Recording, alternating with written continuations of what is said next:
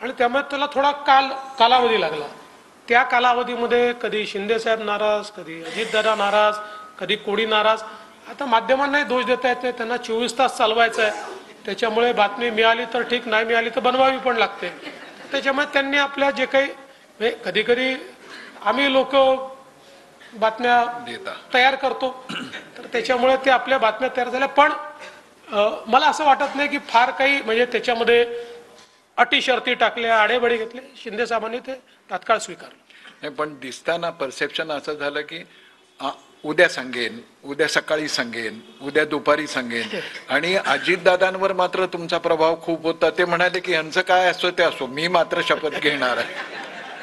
नाही, शिंदे साहेबांसमोरही प्रश्न तोच होता की मुख्यमंत्री होतो, उपमुख्यमंत्री व्हावं की नाही, असा प्रश्न त्यांच्या समोर होता. पण मी त्यांना माझा अनुभव सांगितलं की तुम्हाला एक पक्ष चालवायचा असेल आणि तुमचा पक्ष असा आहे, माझ्या पक्षामध्ये तर अनेक नेते आहेत, एक मोठं संघटन आहे, दिल्लीला आमचे सगळे नेते मंडळी आहेत, राष्ट्रीय नेते आहेत, पण तुमचा पक्ष हा तुमच्या एका खांबावर उभा असलेला पक्ष आहे, नवीन तुलनेनं, कारण विभाजन झाल्यानंतर तुलनेनं चांगलं यश मिळालेला तुमचा पक्ष आहे.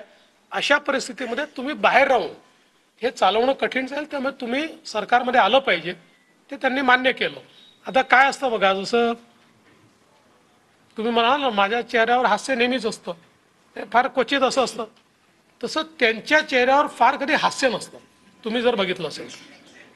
पण ते मुख्यमंत्री होते तेव्हाही तसाच चेहरा होता, तर कोणी इंटरप्रिटेशन केलं नाही. आणि उपमुख्यमंत्री झाल्यावर तसा चेहरा पाहिल्यावर बघा हसतच नाहीत, हे नाराजच आहेत, असं इंटरप्रिटेशन झालं. त्यामुळे हे जे काही व्यक्तिमत्वाचं इंटरप्रिटेशन होतं, हे तो काळ, ती परिस्थिती अनुसार होतं, तसं ते झालं. पण म्हणजे ह्यात असं मत करून घेणाऱ्यांचा फार दोष नाही. हा फूल तुम्ही भेजा है खत में, फूल नहीं मेरा दिल है, हे गाणं आठवलं जेव्हा नागपूरच्या अधिवेशनात उद्धव ठाकरेंनी तुम्हाला गुलदस्ता दिला ते.